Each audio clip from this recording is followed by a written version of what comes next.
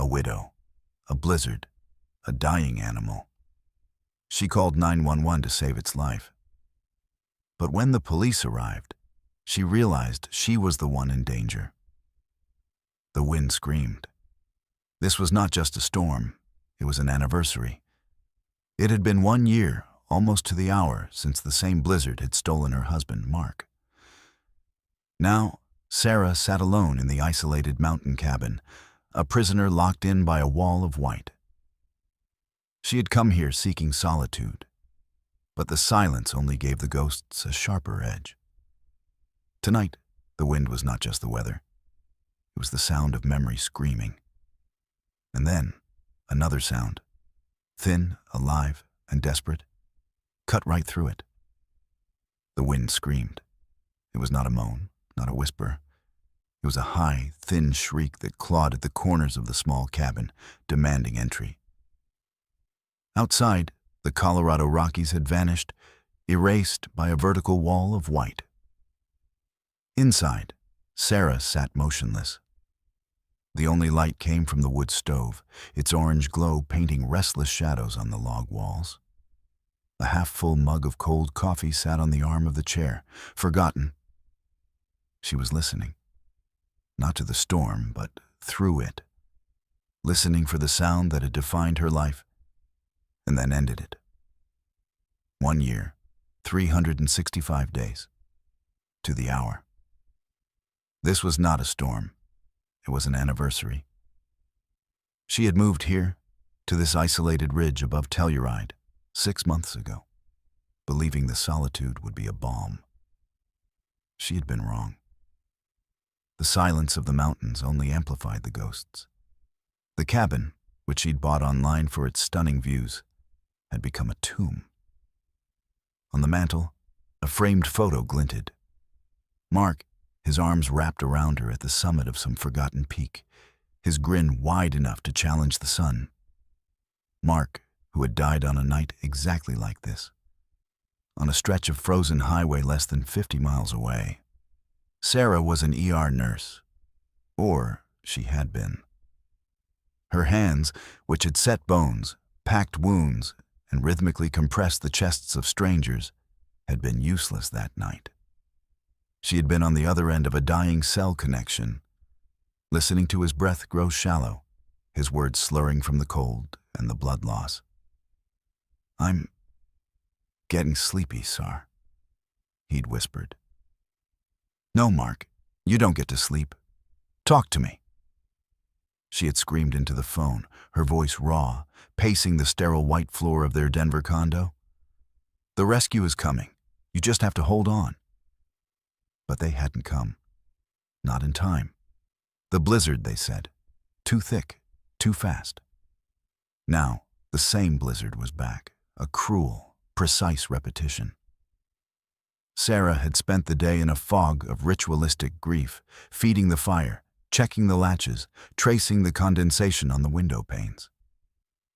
She was punishing herself, forcing herself to sit through the reenactment as if enduring it again might somehow change the ending. The fire popped, a sharp crack that made her jump. Her heart hammered against her ribs, a frantic bird in a cage. She pressed a hand to her chest, the gesture automatic. "Calm down. It's just the fire." She was a creature of action, of diagnosis and procedure, reduced to this. A woman paralyzed by memory, trapped by 3 feet of snow and a past she couldn't outrun. The wind roared again, a physical weight against the cabin. The old logs groaned in protest. And then, cutting through the chaos, came a new sound. It was not the wind. It was not the fire. It was thin, desperate, and it was alive.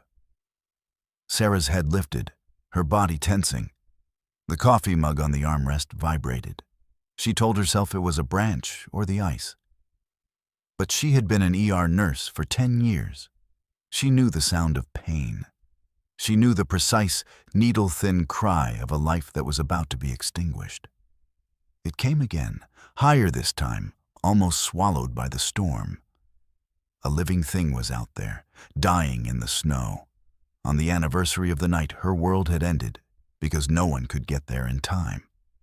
She stood up, the chairs scraping loudly against the wooden floor. Sarah stood rigid, her breath held tight in her chest. The cry came again, a thin, frantic sound that pierced the heavy blanket of the storm. It was not the howl of the wind. This was the sound of vocal cords, of lungs spasming in the cold. It was the sound of panic. "Go back to sleep, Sar. It's just the wind." She flinched. That was Mark's voice in her head. Not the strong, laughing voice from the photograph, but the faint, exhausted whisper from the phone call. The ghost she lived with. "It's just the wind." The memory repeated, "It's nothing. It's not nothing." She whispered aloud, her voice sounding strange and small in the cabin. She took a step toward the door, then stopped. Fear, cold and rational, settled over her. Going out there was suicide. This was how it happened. This was how the mountains took you. They tricked you. They made you believe you were strong enough, smart enough, until you were 2 miles from shelter, your legs burning, your core temperature dropping, your world shrinking to a pinprick of frozen white. This was how Mark died. Chasing a problem, trying to fix something that couldn't be fixed. The cry returned, but this time it was different. It was weaker. That was the sound she had been trained to fear. In the ER, they called it the pre-arrest cry. It was the noise a patient made just before they gave up, when the body was too exhausted to fight, when the last surge of adrenaline had burned out. It was the sound of a life checking out. A cold rage, entirely separate from her grief, flooded Sarah's system.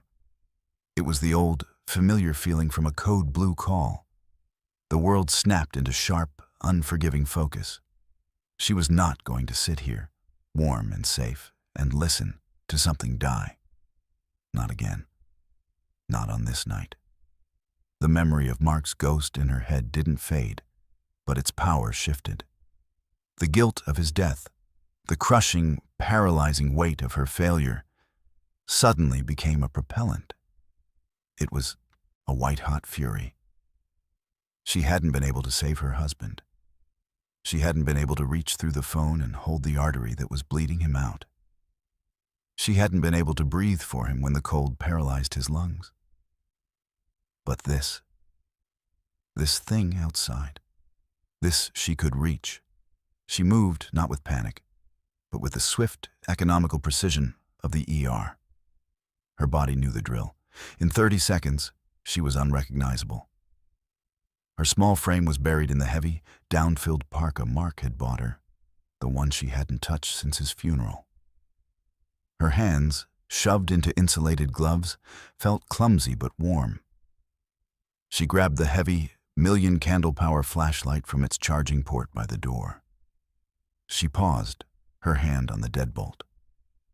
This was the moment, the boundary between the living and the dead, the safe and the lost. She could still lock the bolt, go back to the fire, and let the storm take what it was owed. The wind screamed its protest, a final warning. Then, faint and terrible, the cry came one last time. It was barely a breath. "Not on my shift," Sarah said, her voice hard. She threw the deadbolt. The lock's metallic snap was the only sound in the room. She pulled the door open. The storm punched her in the face. It was not a wall of snow. It was a wall of knives, of ice shards, and wind so cold it stole the air from her lungs. The world dissolved into a howling, churning vortex of white. She raised the flashlight, but the beam was useless, swallowed instantly by the chaos. Stepping out onto the porch, she pulled the door shut behind her, sealing herself out of her sanctuary. She was in the storm's world now. "Okay," she shouted, her voice ripped from her mouth. "Where are you?" She pointed the beam toward the ground, trying to find the faint outline of the path, and took her first step into the abyss. The world was a screaming void. Sarah kept her head down, following the beam of the flashlight as it illuminated a frantic 6-foot circle of chaos. The snow wasn't falling. It was moving sideways, a horizontal blizzard that scoured her exposed face like ground glass. Every breath was a painful gasp of ice. She was moving blind, guided only by the memory of the sound. "Where are you? Where are you?" She'd been outside for less than 3 minutes, but her gloves were already stiff, her thighs burning from pushing through the thigh-deep drifts. Doubt began to creep in, cold and sharp as the wind. Had she imagined it?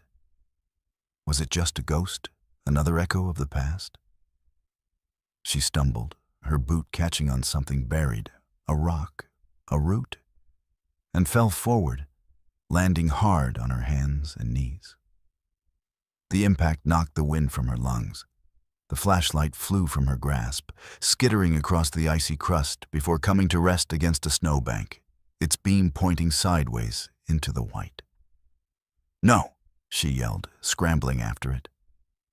As she grabbed the light, its beam swung in a wild arc, and for a fraction of a second, it illuminated it. Not a branch, not a ghost, eyes. 2 small reflective points of green, low to the ground. Sarah froze, her heart leaping into her throat. She centered the powerful beam.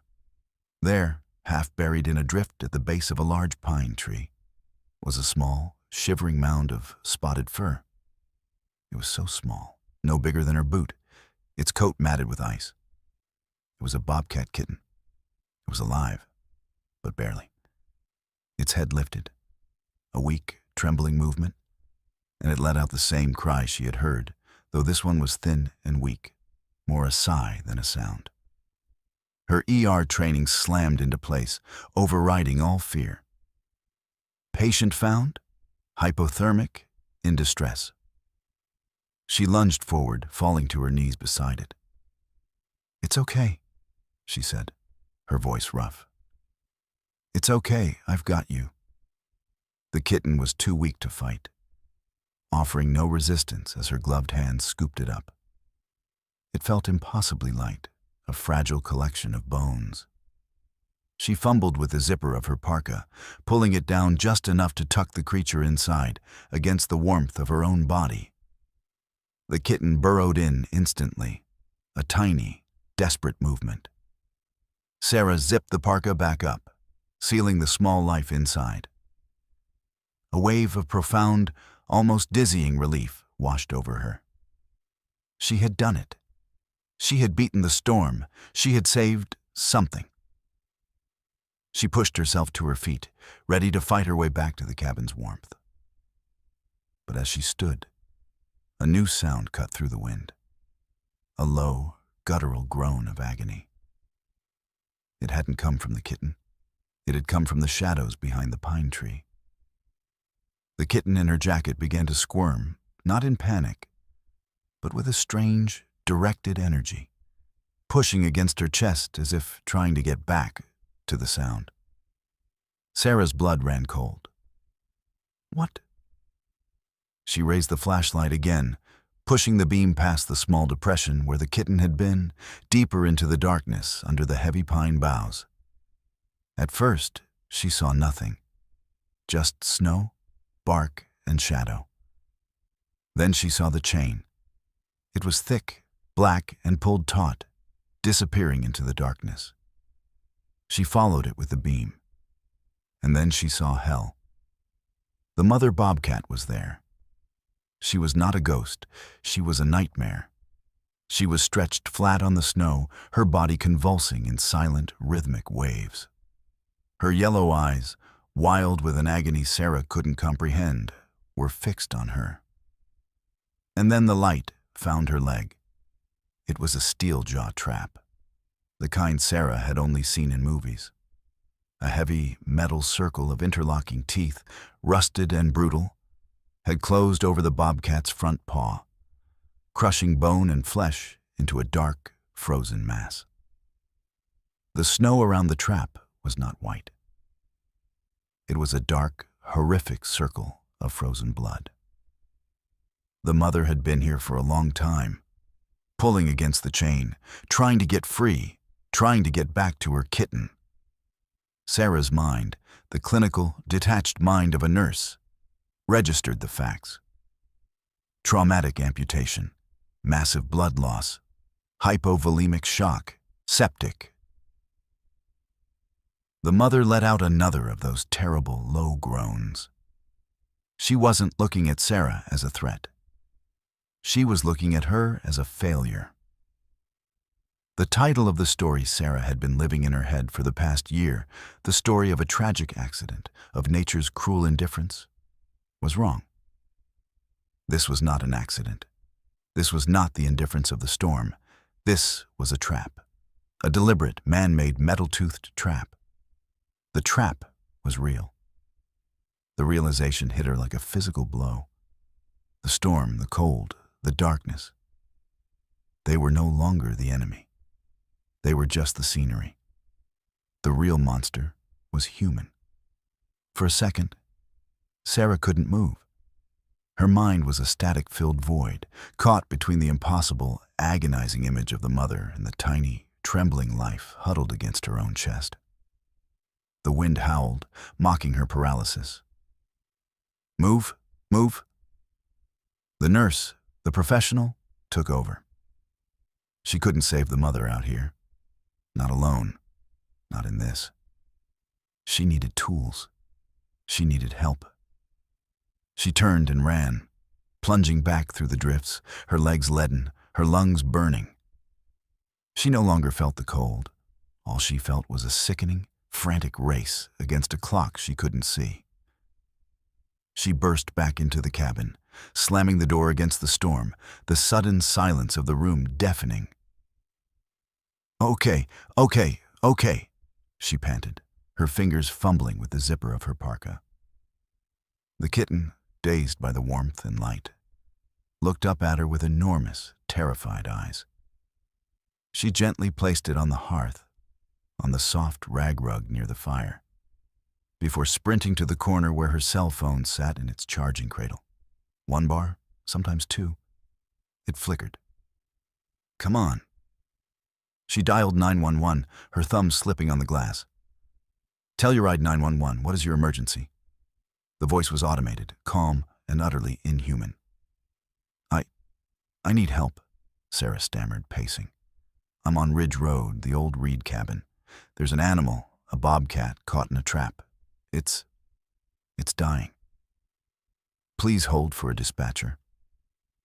The electronic music that followed was a grotesque insult.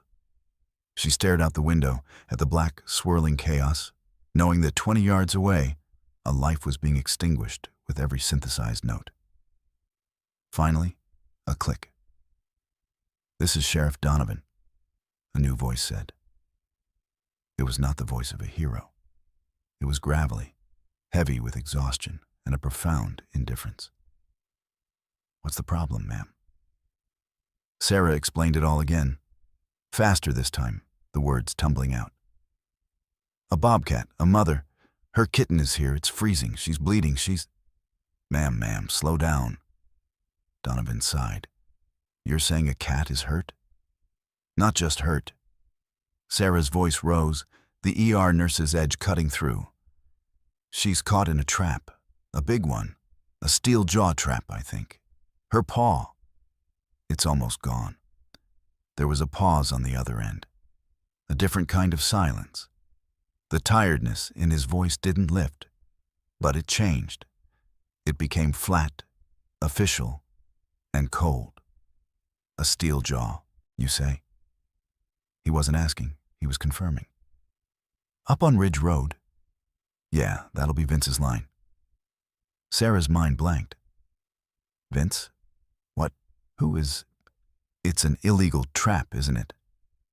She heard the sound of a chair creaking, a man shifting his weight.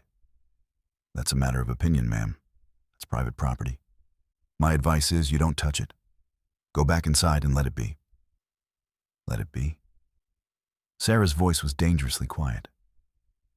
Sheriff, I'm an ER nurse. This animal is in hypovolemic shock. It is dying. Right now, I need fish and wildlife. I need someone. Fish and wildlife aren't coming out in this, Donovan said, his patience audibly snapping. Not for a cat, and not in a whiteout. And I'm certainly not sending a deputy up there to get stuck over a trapper's dispute. Stay inside, ma'am. Let nature take its course. This isn't nature, Sarah screamed into the phone. This is cruelty. A man did this. You have a good night, ma'am, Donovan said, his voice as final as a closing door. A sharp click. The line went dead. Sarah stared at the phone, her hand trembling so violently she almost dropped it. The silence of the cabin rushed back in, but this time it was filled with the echo of that click.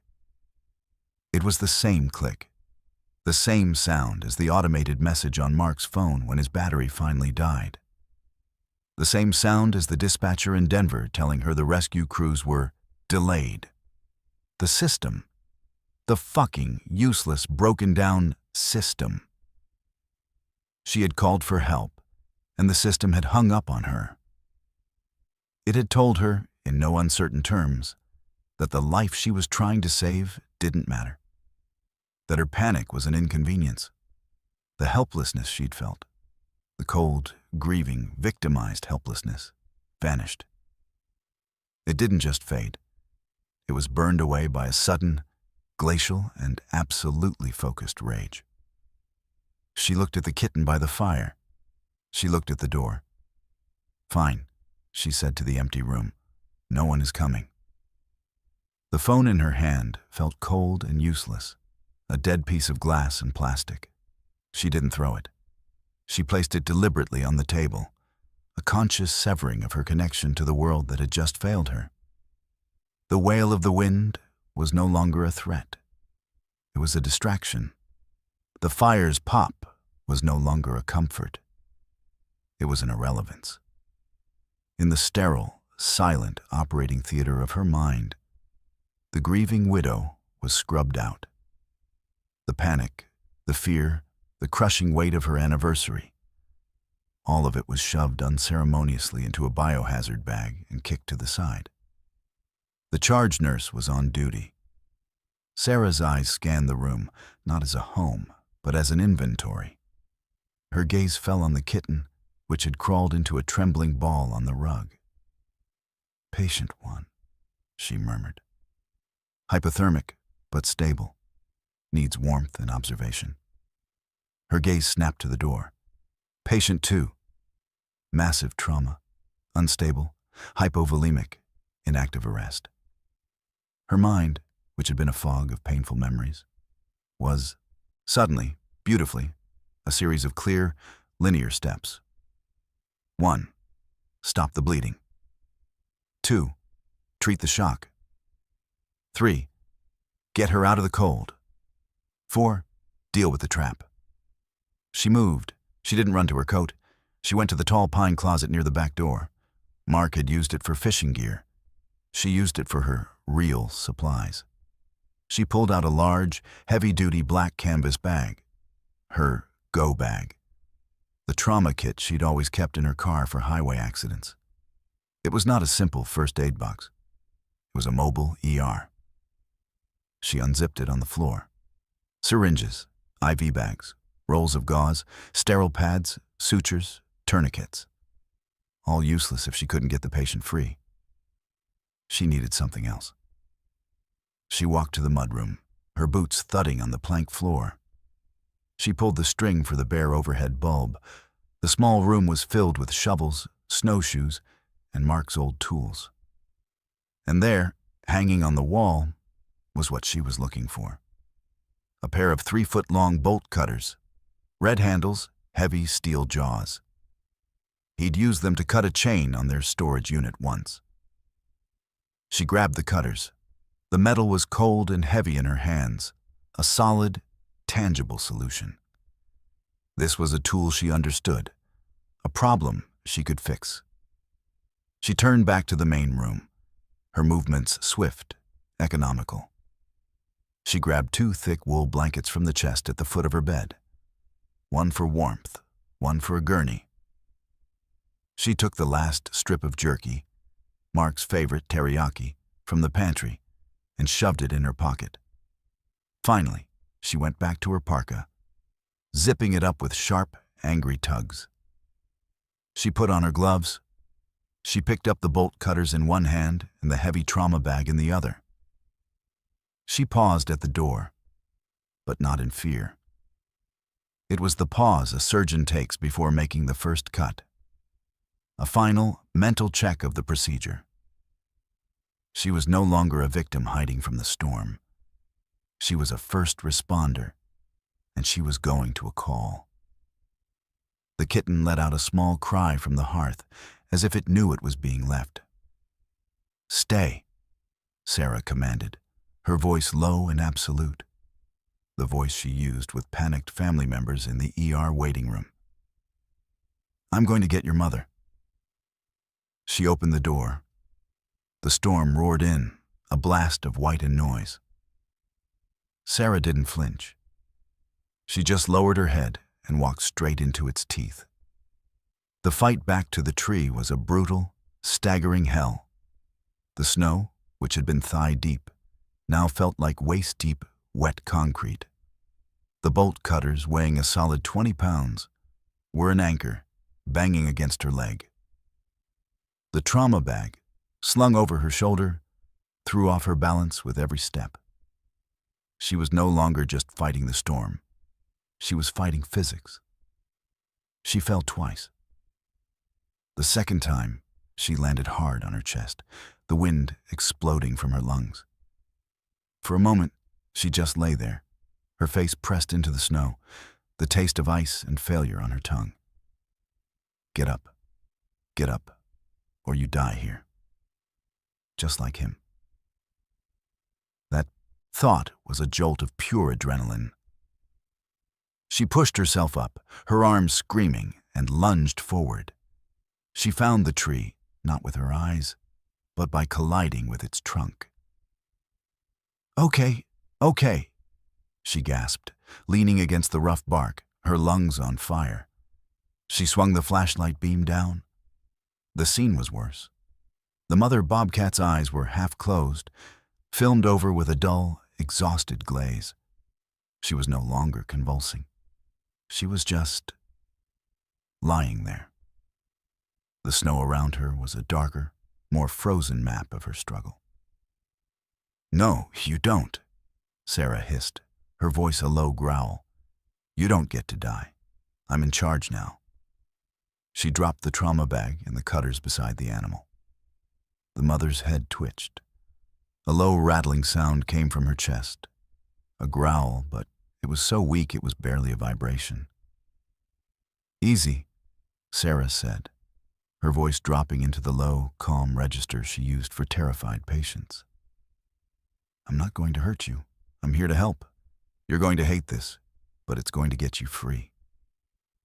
She knelt, the beam of the flashlight balanced on a snowdrift, illuminating the horrific mechanism. The trap wasn't just on the paw. It was the paw. The metal teeth were locked deep, and the spring mechanism was a heavy, frozen coil of steel. She couldn't get to the paw, but the trap itself was chained to a heavy spike driven into the ground. The chain. Cut the chain. She grabbed the bolt cutters, spreading the red handles. Her gloves made the grip clumsy. She positioned the heavy jaws over the first link of the chain. The metal was thick, and the cold had made it brittle and hard.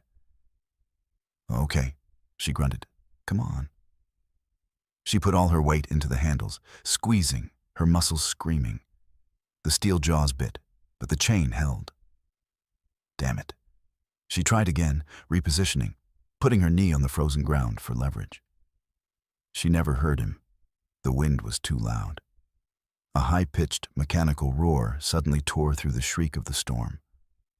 It was not the wind. It was an engine, close and getting closer. A light, brighter than her own, flooded the small clearing, turning the snow into a blinding, painful white. Sarah threw up a hand, her eyes seared. A snowmobile burst through the trees, engine screaming, and skidded to a stop 10 feet away, spraying her with a wave of ice and slush. She was momentarily blind, her world reduced to the spots dancing in her vision and the heavy, thrumming idle of the engine. The engine cut off. The sudden silence was more terrifying than the noise. A large shadow detached itself from the machine. A man, massive in his winter gear, stepped forward. He was tall and broad, and he moved with a slow, deliberate confidence. He was wearing a heavy camouflage jacket, and even through the storm, Sarah could smell him. A sharp, acrid mix of stale whiskey and gasoline. He looked past her, at the Bobcat. Then his gaze moved to the trauma bag. Then finally, it settled on the bolt cutters in her hand, still positioned on the chain. Well, well. The man's voice was a low rumble, amused and dangerous. Look what we got here.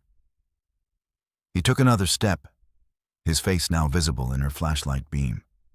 He had a thick, untrimmed beard caked with ice, and his eyes were small and dark. "That's my trap, lady," he said, his voice dropping all pretense of amusement. "And that's my cat." He reached to his hip and pulled a long, heavy-bladed hunting knife from its sheath. The polished steel glinted in the light.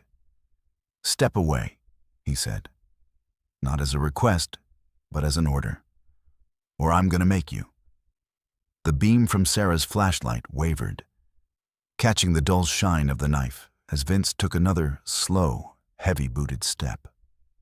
The man's sheer size was a physical weight in the small clearing. He was the apex predator here, and she had just stumbled into his kill zone. "I said," Vince growled, his voice a low engine of menace, "step away." Sarah's mind, the fast, clinical mind that could triage a multi-car pileup, was screaming. Assess, assess. Threat 1, Vince, armed, aggressive, unpredictable.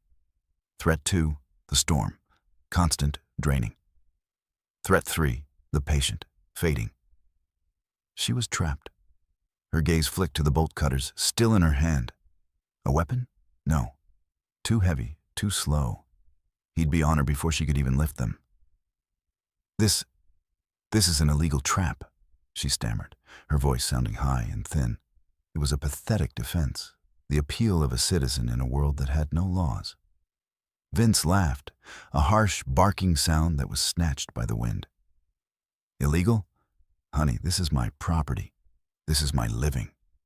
And you, in your pretty little city girl jacket, are interfering."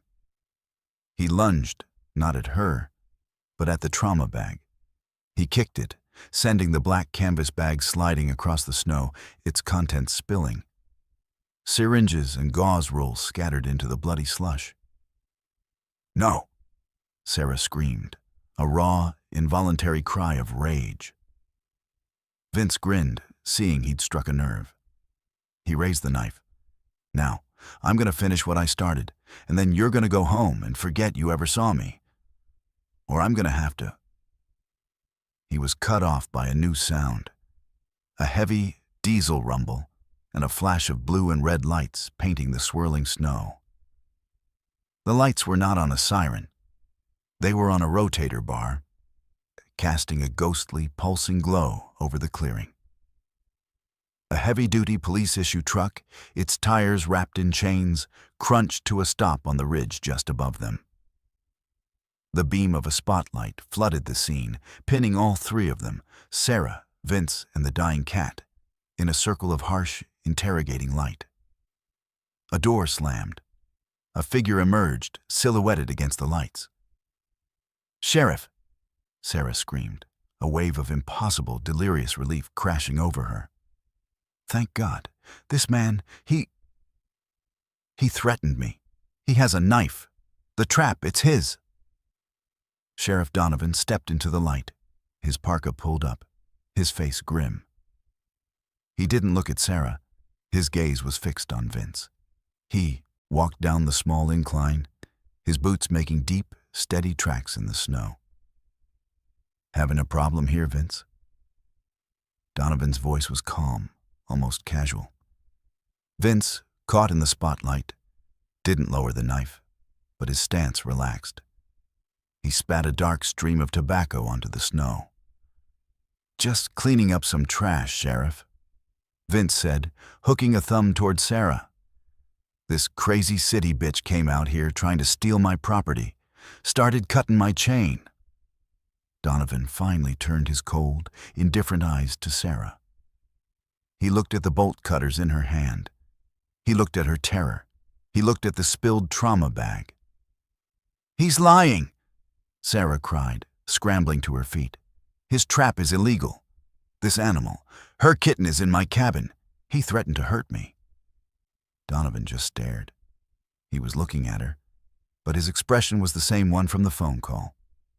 Boredom, annoyance. He turned back to Vince. He gave a short, almost imperceptible nod. "Figured. Try to be quiet about it. This storm's giving me enough paperwork." The words hit Sarah like a physical blow. Try to be quiet about it. He wasn't her rescuer. He was Vince's backup. The betrayal was absolute, a cold, sharp shock that stole her breath more completely than the storm ever had. The system she had called for protection wasn't just broken. It was actively, malignantly, on the side of the monster. She was not in a dispute. She was in a conspiracy. She was alone, in the middle of a blizzard, surrounded. The trap wasn't just the steel on the Bobcat's leg. It was the two men, the storm, and the entire, indifferent world they represented. Sheriff Donovan's words hung in the frozen air, colder than the storm itself. Try to be quiet about it. Vince's thick, icy beard cracked into a grin. It was the grin of a wolf that had just been told the sheepdog was on its side. He straightened up, rolling his thick shoulders, all pretense of caution gone. He was no longer a poacher. He was an executioner with a state-sponsored license. "See, lady?" Vince rumbled, taking a step toward her. The knife in his hand was no longer a threat. It was a tool ready to be used. "This is how the world works, up here on the mountain. We take care of our own." You're a police officer," Sarah whispered, her words directed at Donovan. It was not a statement. It was a plea, a last, desperate appeal to the ghost of an oath she needed to believe he had taken. Donovan just shook his head, his expression one of profound disappointment, as if she were the one causing the problem. "And you, ma'am, are interfering with a lawful situation," Donovan said, his voice flat. "You're trespassing on a registered trap line. You're harassing a local. And you've attempted to steal his property with these." He pointed one gloved finger at the bolt cutters. "That's criminal damage. That's theft. I could arrest you right now." It was a perfect checkmate. She was the criminal. The logic was so twisted, so profoundly broken, that her mind couldn't find a foothold. She was cornered by their diseased version of the law. "Now," Vince said, shouldering past her. He was done with her. He was moving toward the dying Bobcat. "Time to put this thing out of its misery and go get warm. You can have the pelt, Sheriff, for your trouble." "No!" Sarah screamed, lunging for him, grabbing his arm. It was a mistake. He was impossibly strong. He backhanded her, not with his fist, but with a heavy, gloved swipe that caught her across the chest and sent her sprawling backward into the snow. She landed hard, the air knocked out of her. She was on her back, gasping, the snow soaking through her parka, the pulsing red and blue lights of Donovan's truck flashing above her. making the trees look like they were drenched in blood. She was finished. They were going to kill the cat, and then what? Leave her out here? This is how it ends. You try to help, and this is what you get. Just like Mark. She fumbled, trying to get her hands under her, and her glove in her pocket touched something hard and flat, her phone. And in that fraction of a second, in that pit of absolute despair, the ER nurse's mind, the part of her that always documented, that always covered her own ass, supplied the one detail she had forgotten. When she'd first heard the cry, back in the cabin, she had grabbed her phone. Before she'd even called 911, in a reflex born of years of dealing with drug-seeking patients and liars, she had hit the record function on her voice memo app. She'd done it to record the sound of the animal, to prove to the dispatcher that it was real. She had been recording when she called 911. She had been recording when Donovan picked up. The phone was still in her pocket, the microphone live, the recording timer still ticking. It had everything. Vince was kneeling over the Bobcat, raising the knife. Donovan was watching, his arms crossed, a silent, bored overseer. Sarah surged up from the snow, not in a panic, in a cold, crystalline, focused rage. "Get away from her!" she shrieked. Both men turned, startled by the new power in her voice. She was on her knees, and she was holding the phone up, its glowing screen a beacon in the storm. The red bar of the recording timer was clear, ticking away the seconds. "What in the—" Vince started. "Put the knife down, Vince," Sarah said, her voice shaking but lethally clear. You're filming?" Donovan asked, his first sign of uncertainty. "Better," Sarah said, her eyes locked on the sheriff. "I'm recording. I have been for the last 10 minutes. I have your phone call, Sheriff. I have your advice to let it die. I have you calling this Vince's line. I have you arriving. I have you telling him to be quiet about it. And I have you threatening to arrest me while he stands there with a knife." She panned the phone, its camera light now on, sweeping from Donovan's suddenly pale face to Vince, who was frozen, his knife halfway to the cat. "How do you think this is going to play on 9 News in Denver, Sheriff?" She yelled over the wind. A city nurse, a widow, on the anniversary of her husband's death, trying to save an animal, and the local police show up to, what? Help the poacher? Help him cover it up? The shift was absolute. The power, which had been a solid wall of malevolent force against her, just shattered. Vince looked at Donovan. "Sheriff?" Donovan's face, for the first time, was no longer bored. It was a mask of cold, hard fury. He wasn't angry at her. He was angry at being caught. The 2 men were still the predators, but they were no longer in the dark. Her phone was a spotlight, and it was burning them both. The silence in the clearing was now a thrumming, high-pitched ringing. The only sounds were the howl of the wind and the click of the phone in Sarah's hand as she panned it back and forth. A digital lighthouse sweeping across 2 men who were suddenly, fatally, shipwrecked. Donovan's face was a study in controlled fury. He was a man cornered, and his first instinct was to destroy the cage. But the cage was made of light and data, and it was already in the cloud. He knew it. "You think you're smart, don't you?" He hissed, his voice low and dangerous, no longer bored, but alive with a viper's venom. "I think you need to leave," Sarah said, her voice shaking, but her hand holding the phone was rock steady.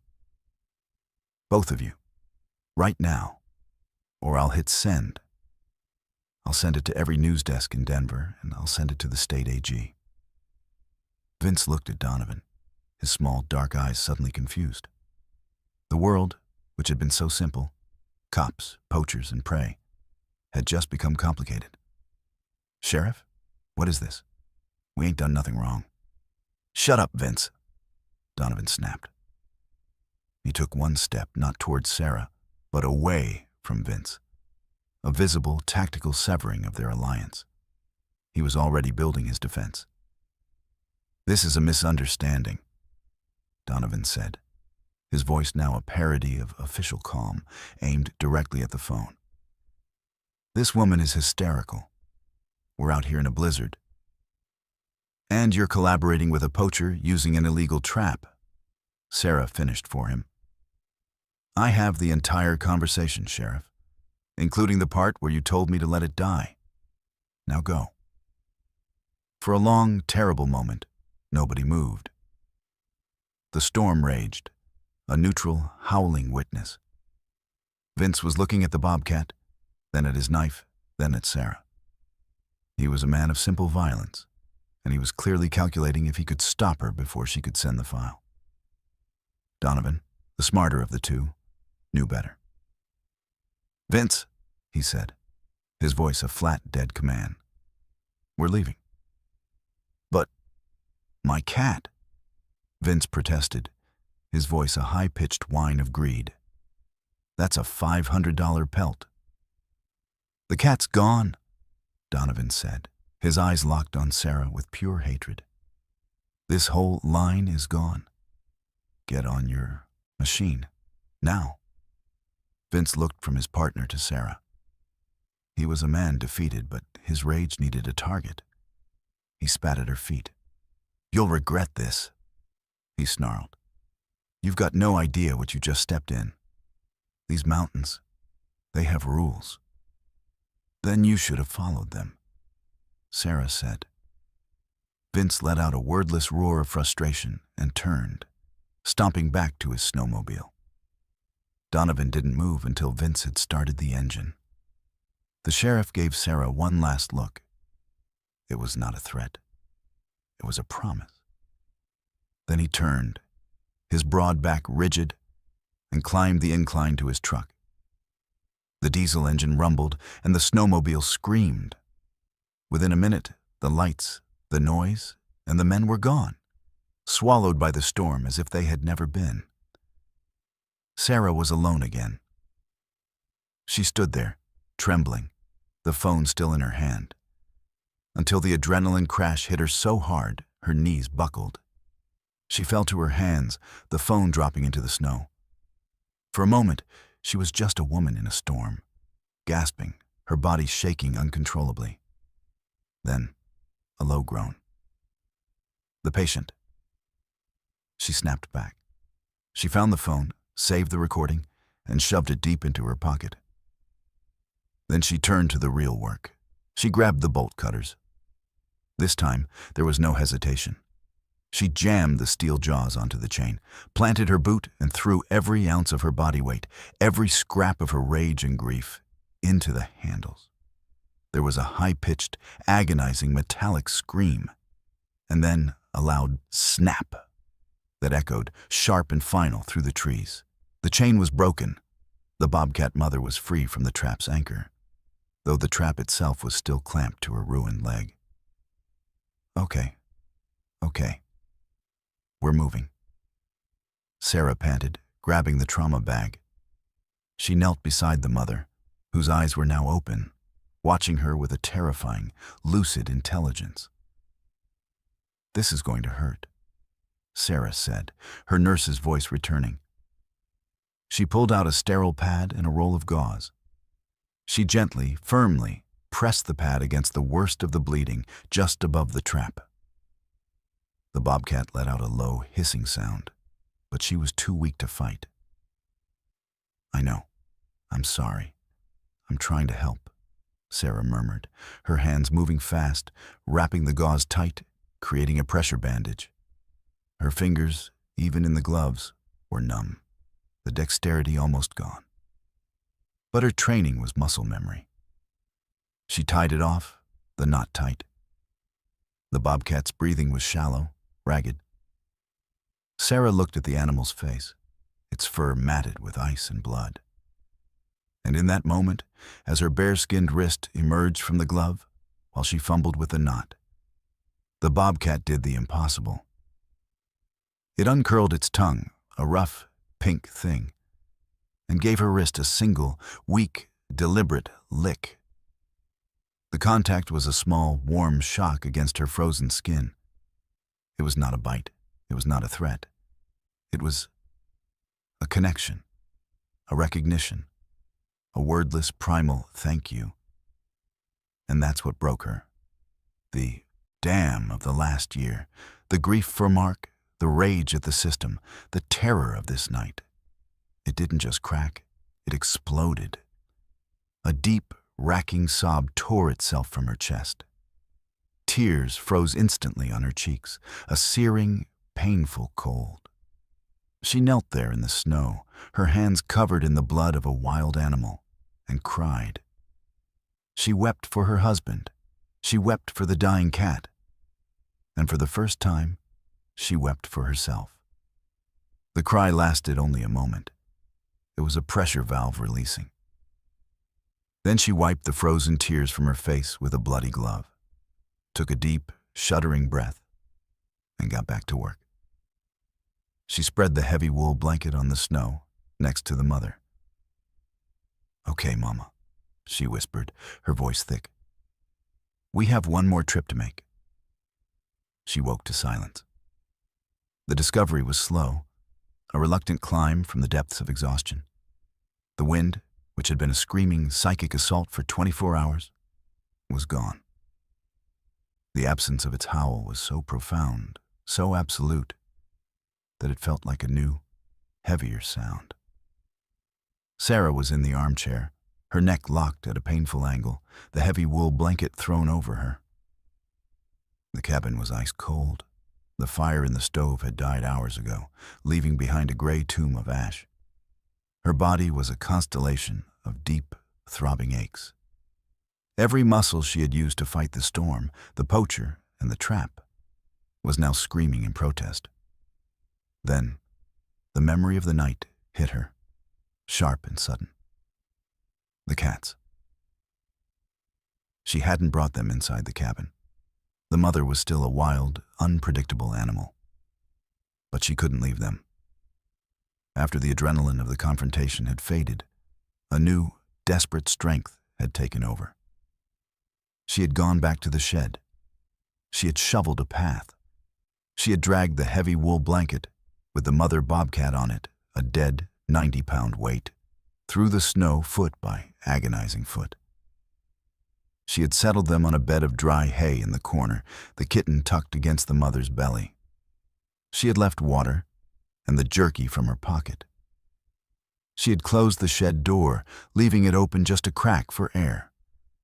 And then she had collapsed in the chair, the rifle still in her lap, to wait out the night.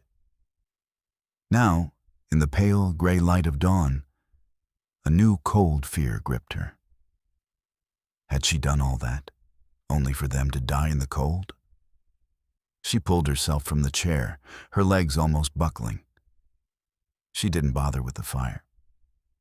She pulled on her frozen parka, her hands stiff and clumsy, and staggered out onto the porch. The world was gone. The blizzard hadn't just covered the landscape. It had erased it, replacing it with a new one. The snow was a smooth, sculpted, unbroken expanse of blinding white, gleaming under a sky of impossible piercing blue.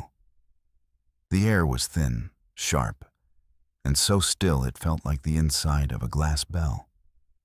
She waded through the new, lighter snow, her path from the night before completely buried. She reached the shed and pulled the heavy door. The hinges, frozen, let out a high-pitched, metallic complaint. The shed was empty, a hollow, frozen space. The hay was scattered. The wool blanket was still there, as was the dark, frozen stain of blood where the mother had lain. But the life was gone. A feeling of profound, echoing emptiness settled over Sarah. It was a familiar feeling. It was the same hollow ache that had lived in her chest for the past year.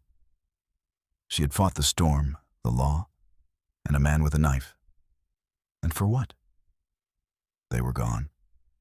They had either died in the woods or they had simply left. No thanks. No resolution. Just a cold, empty space. She stood there for a long time, watching her breath plume in the frozen air. She closed the shed door, the sound flat and final. Dejected, she began the walk back to the cabin. The sun was higher now, and its light on the snow was so bright it was painful, forcing her to look down. She walked past the pine tree where it had all begun. She paused. Her eyes were drawn to the exact spot where the steel trap had been. The place of violence. The snow there was clean, new.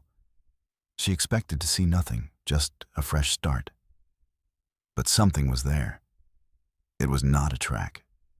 It was not blood. It was a single, dark shape, stuck vertically in the snow as if placed there by a deliberate hand.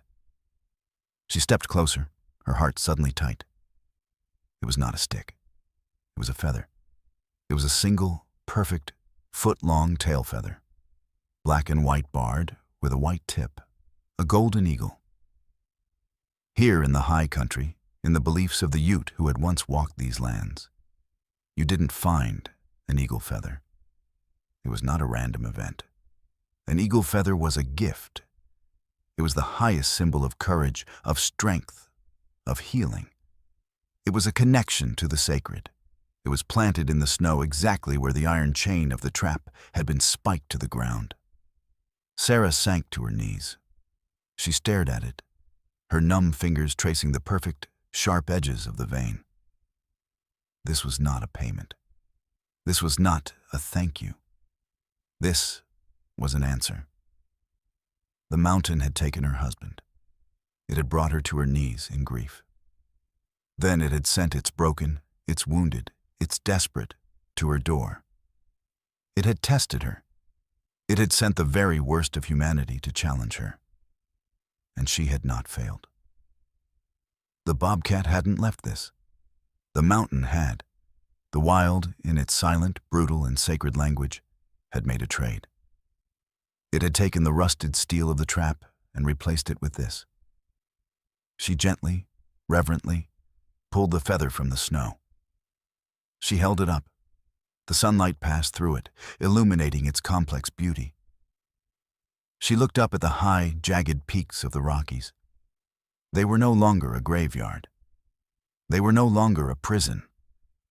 They were just mountains. Sarah took a deep breath. The air, for the first time in a year, did not feel like knives of ice. It just felt like air. It filled her lungs.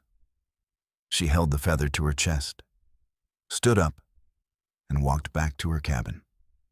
The sun warm on her face. She had saved them. And in the end, they had, in every way that mattered, saved her. We read every single comment, and we truly believe our viewers are the wisest part of this community. This was a difficult story about courage. We have one simple question for you. When Sheriff Donovan turned on Sarah, what was the one word that went through your mind? Let us know below. Stories like this remind us that the human spirit is stronger than any storm. If you believe that too, please subscribe and become a part of our family. There are so many more stories of courage and redemption waiting to be told. We'll see you in the next one.